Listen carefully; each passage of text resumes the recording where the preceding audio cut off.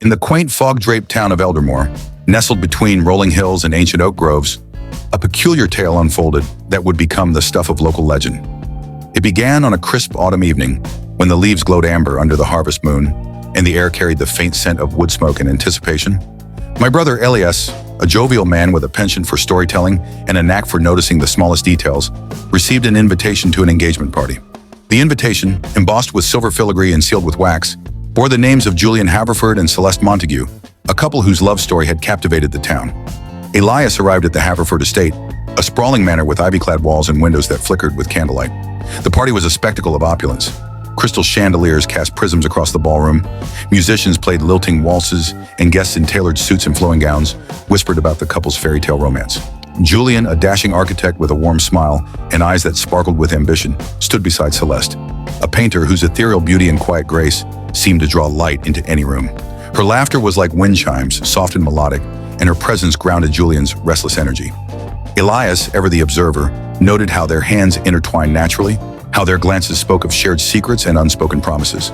The night was perfect. Nothing hinted at the storm that would soon upend their story. As the months passed, Eldermoor buzzed with preparations for the wedding. The town square was adorned with garlands of white roses, and the local bakery churned out tiered cakes adorned with sugared violets. Elias, invited to the wedding as a courtesy for his role as a local historian, looked forward to documenting the event in his journal, a habit he'd kept since childhood. The wedding was set for a Sunday in early spring, when the hills would be blanketed in wildflowers and the air would hum with the promise of renewal. The invitation, identical in design to the engagement parties, arrived in Elias's mailbox, confirming the date, time, and venue.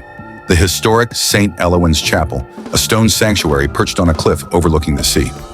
On the morning of the wedding, Elias donned his finest suit, a deep charcoal with a lavender pocket square, and made his way to the chapel. The sky was a brilliant cerulean, streaked with wisps of clouds, and the ocean below roared softly, as if whispering blessings for the day. Guests milled about the chapel's rose garden, their voices a cheerful hum. Elias greeted familiar faces.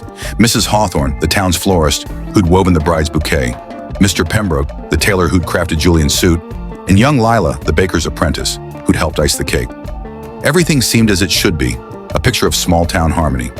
But as Elias stepped into the chapel, a strange sensation prickled at the back of his neck. The pews were filled, the altar adorned with lilies and candlelight, and Julian stood at the front, resplendent in his dove. This is just a glimpse of the full story. Dive into the complete video from the link below.